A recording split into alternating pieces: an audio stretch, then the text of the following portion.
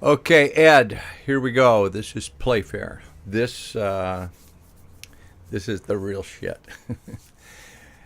I like this method so much better than CRV based methods because it has a logical progression and everything is linked. Have a notebook ready and have some pages ready to take notes. You'll follow along and I'll teach you how to do this. Why do we remote view? Of course, I've seen you remote view for years, and I know why you're doing this. Is you want to learn about consciousness and you want to learn this skill. So you're going to do well with this. I don't need to tell you why we remote view. Playfair is like working an interlocking puzzle. So Playfair is where the fun begins. Whenever I work a session, as soon as I get to Playfair, this is where I get pulled into the target. It's when I forget about sitting at my desk and I become immersed in the target. In pictogram or visual ideogram, you get a brief impression of a shape or form, but it's usually pretty quick and indistinct. Spontaneous ideograms get you to perceive very low-level basic information about the target as you begin to probe. Is it hard or soft? Is it static or dynamic? Man-made or natural? Now we're going to add more pieces of the puzzle where we start assembling sensory data by probing ideograms. All right, we are guided by Law 1. Law 1 says if any valid information, any valid sensory information can be obtained by remote viewing, then all sensory data can be obtained by remote viewing. So if you can probe an ideogram and tell me if it's hard or soft, moving or at rest, hard or wet or airy or wet, then you can probe an ideogram and see the target. You can probe an ideogram and hear sounds. You can probe it and perceive smells. And that's what we're going to do. All right, here's what the page looks like. If you've seen some of my published work, you've seen this data collection matrix, and I'm going to show you how to make this and use it. This was named after Meriwether Playfair, who was a cryptologist, a British cryptologist in the early 20th century, involved in the world wars. So this is what your Playfair matrix looks like. And you're going to learn how to make this matrix and probe it for sensory data. Working in Playfair for me is fun because the pieces start to come together. When I get to this part of a session, the target begins to make some sense. The data you obtain is still going to be low level. Now, as they say in CRV, you're going to describe the target. Describe the target, don't name it. But data in Playfair is interlocking, and this is why I prefer using this method of remote viewing rather than other methods. The data is logical and it's connected. All right, so here's how we start. You have a clean sheet of paper. Your spontaneous ideograms are going to be off to the side because you'll need those. But on this clean sheet of paper, you're going to, and copy this page on a page so you can use that as a reference and make notes about the sequence of activities. This begins a very structured sequence of activities in which every movement of your pen, eyes, and body is performed with a certain cadence, a certain rhythm. It has to be done within a certain time frame. You don't have time to roll your eyes and move your head around and think about the target. You're going to be working at a very fast pace. All right, so first thing you do, write Playfair in the upper left-hand corner. Slide over to the upper right-hand corner and write page 1B colon. All right, your visual ideograms or your pictograms were labeled page 1, 2, and 3.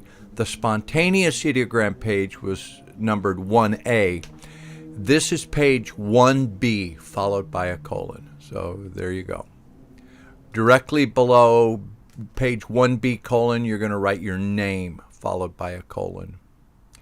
And then you're going to draw a line across the top of the page right below your name from edge to edge, and you draw this again from right to left. It's more difficult. It takes your conscious mind some energy and attention to do this. You're not thinking about the target at this point. You're just getting your headings right.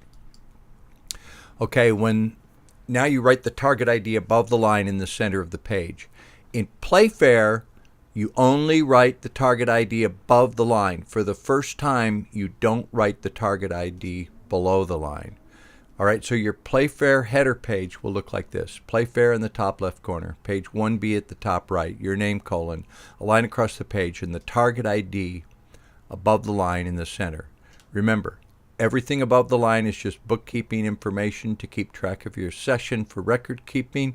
When you drop below the line, you go to target. Everything below the line is target data. All right, here's the first thing you're going to do. Move to the left-hand side of the paper, and near the top below the line, write the word colors. All right? You are going to list the colors at the target. You do not probe for this data. You've already gone to target 3 times for pictograms or visual ideograms, and again for sponids. So don't close your eyes. Don't try to think about this. Just quickly write the colors that you know to be at the target. All right, colors, brown, gray, tan, white, black, or whatever colors you perceive. Then you're going to drop down to the middle of the page on the left-hand column, and you're going to write bright. Bright is spelled B-R-I-T-E. B-R-I-T-E. This refers to the level of light, the luminance level, the lux level at the target. Is it very bright there, like you would need sunglasses, or is it dim and shadowy? Your possible responses to this query are low, medium, and high. So again, don't probe. Don't take time to think about this. This is just an intuitive knowing. You just know what this is. Write it down. This has got to be done very quickly. Drop down to the lower third of the page, left-hand column, and write focus. The choices are low, medium, high. Again, this is a query about how clear things are at the target. Very sharp and clear, high resolution, or dim, shadowy, unfocused, foggy. Again, this is done very quickly just by knowing. Don't probe, don't sit and think about it, move quickly. So you've written your colors, you've written bright, low, medium, or high, focus, low, medium, or high. Now it's time to create your matrix. First thing you do, draw a line from the bottom of the page up to about even with colors. Draw another line horizontally across the top of the page to meet up with the vertical line. So first goes up and then goes from right over. Now you're going to begin making vertical lines from the bottom to the top, and you need to make 5 columns, so you'll make 4 lines. 1, 2, 3, 4. So it will look like this, and all these lines are drawn up. Do them neatly, and you're going to see how big to make them by the headings that we're going to give you, all right? You've created your columns. You label the first one sights, S-I-G-H-T. This is going to be your visual information. And then fill out the rest of the columns, sounds, smells/tastes, temps, texture. 5 columns labeled sights, sounds, smells, tastes, temps, texture. You're making this along with me, so your page should look just like this. Let's talk about sights. Let's talk about this collection sequence. You go for a visual, sound, smells and taste, temps, texture. Let's look at these guys. I love these guys. Okay, they're sneaking up on something. Look at their focus. Look what they're doing. They just saw something in the distance, and they're also listening to hear it. As they get closer, they might get a whiff of it on the wind. Closer still, they can sense the temperature, and when they get right up on it, they can feel the texture. This is a logical progression of sensory data. Your 80% of what we get information about the world around us is visual. It just boggles my mind that no other remote viewing method has you try to get a visual. Remote viewing. You get more information from a visual than anything else. So that's the first thing we're going to do is look for something. Okay, so you got the columns labeled. You're going to drop down about an inch, and you're going to draw another line from right to left to close off the cells. These are cells. This is called a galley. The whole line is called your Playfair galley. We'll be referring to that. These are cells. So you have 5 cells in a galley. Ready to collect data. This is what your desktop should look like. You have a neat page of ideograms probes. Over here, you can put it on either side, depending which is more comfortable. I put it on the left. Next to that, your Playfair page. So they're side by side. Right? This is what your desk should look like. Your pen is in your hand. Here's what you're going to do. You're going to probe the first ideogram for sensory data in this order: sights, sounds, smells, taste, temps, and texture. In CRV, you get like, oh, it's big and broad. Oh, it's scary feeling. Oh, it's yellow. And you don't know how anything relates to anything else. That's the problem I always had in S4 at a CRV session is like, what, how does this fit together? Okay. Whatever sight you collect, the sound, smells, taste, temps, and texture data is going to relate only to that sight. All right. So you look at that box to form your query. Then you're going to move to the ideogram to probe and look. And here's how you do that. Ready? Here's the sequence. Look at the empty box under sights. Point your pen at sights. Realize you are requesting your subconscious to show you something at the target, a visual image. Realize you want to see something.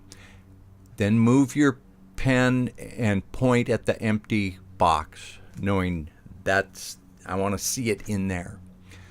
Then you move your pen over to the first ideogram and you touch your pen to the ideogram for 1.5 seconds. And as your pen touches the ideogram, you close your eyes and you look up on your viewing screen, also called blackboard, okay?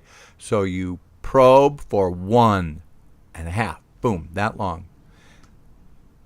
As the pen touches the page, you close your eyes and look on your viewing screen or blackboard.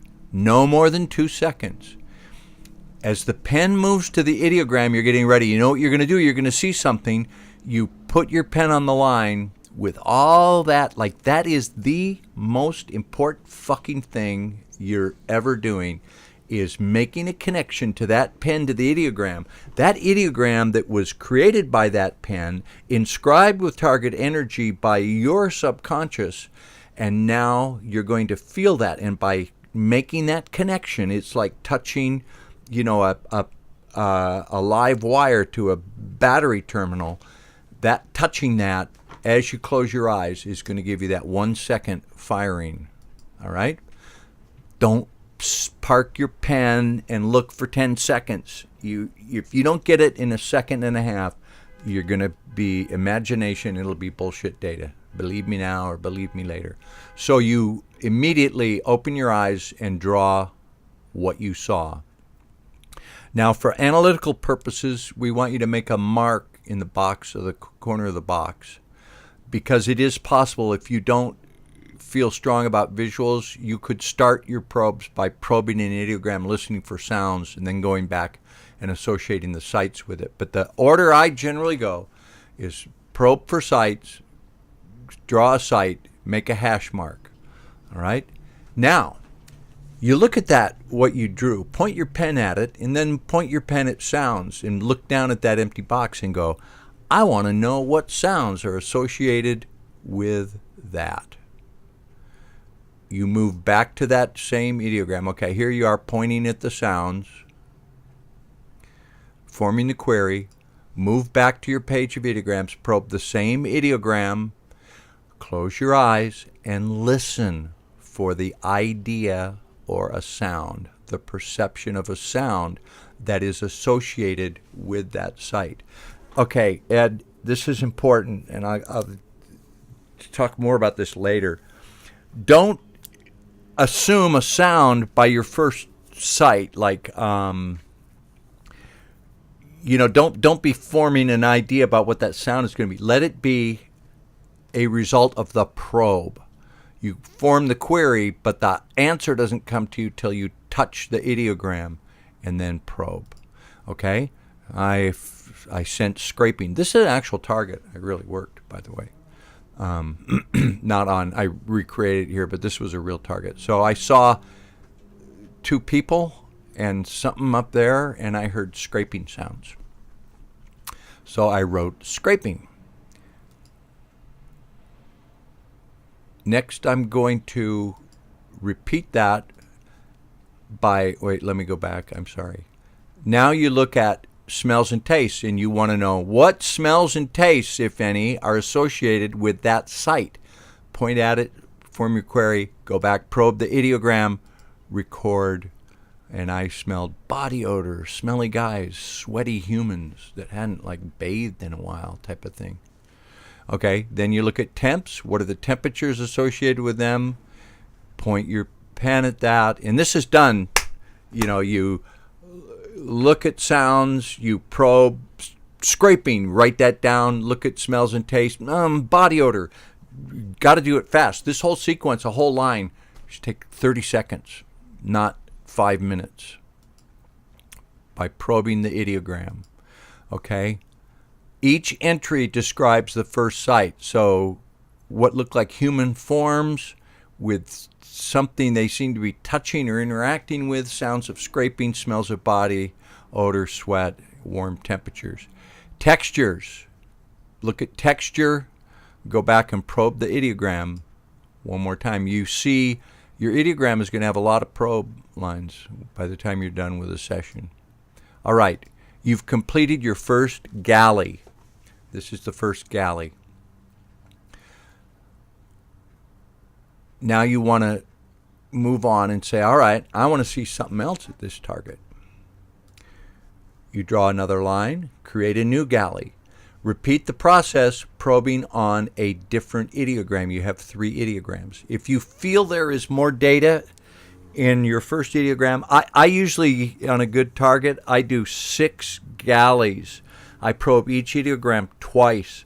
I usually go down. I go the first one, second one, third. Then I go third, second, first. That's just a habit of mine. You can do it any order you like. But you want more data, draw a new line, probe a new ideogram. Okay, again, look at sites. Forget about all this. That's done. Your first galley, all right, I want to see something else. So don't let that bother you, or don't worry about it, or don't think it's necessarily related.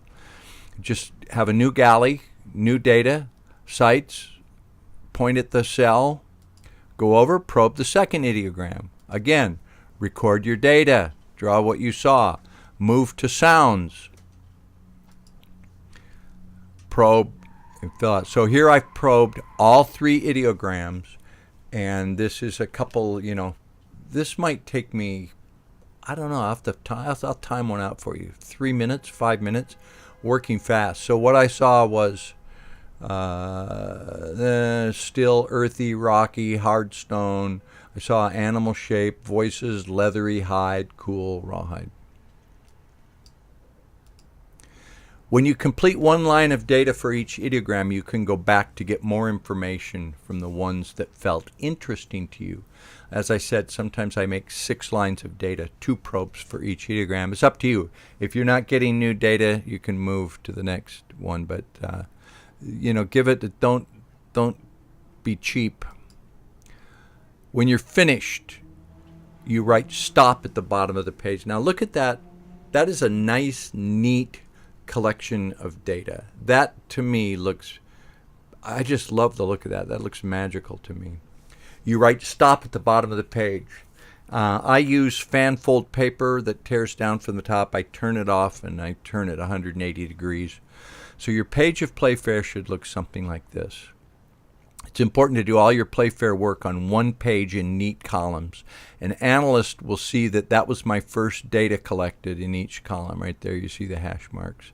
And we can get a lot of information from just Playfair. Ed, if you gave me a valid Playfair on a crypto target, I could use that with my data and do analysis and do amazing things. Here I am. I want to talk to you, and you should know this. I'll reinforce it. How good target data comes to you. You have to learn what good information feels like. Your conscious mind is dressed up in a nice suit and wants everything orderly with nice creases, ironed, buttoned down, your tie tied nicely. Your conscious mind will tell you it knows what the target is. Don't listen. The good data is a little voice from your subconscious that's faint. The sub is whispering something in the back of your mind. The sub is fuzzy around the edges. The little voice. You have to learn how to listen to that. So what I find is I'm sitting there with my conscious mind thinking it knows what the target is, but I'm following the methodology. I'm doing this strictly by the book. I see something, I draw it, I probe for what it sounds like. And those lines of data that don't feel right to me are very often right. You know, when you repeat the task again and again, it builds neural pathways in your brain. You're going to be working a target, trying some of this, but you're, oh God, this isn't coming, I can't, and you'll be doing a hybrid of CRV. I used to do that. I used to do a hybrid SRV, TRV, and then some of this. And finally, when I got good data using this, I never used SRV, CRV, TRV again. This is just so much superior in my mind. Remember, this is a communication skill. By repeating the same actions, you will learn to communicate with your subconscious. I'm sure you have some questions. I'm going to give you some written material, but that is the introduction to Playfair. Work with that. This is just brilliant how this works. Whoever formulated this, they were really fucking smart, and it works for me. All right, Ed. Go remote view, work with this, show me your work, ask questions. Aloha.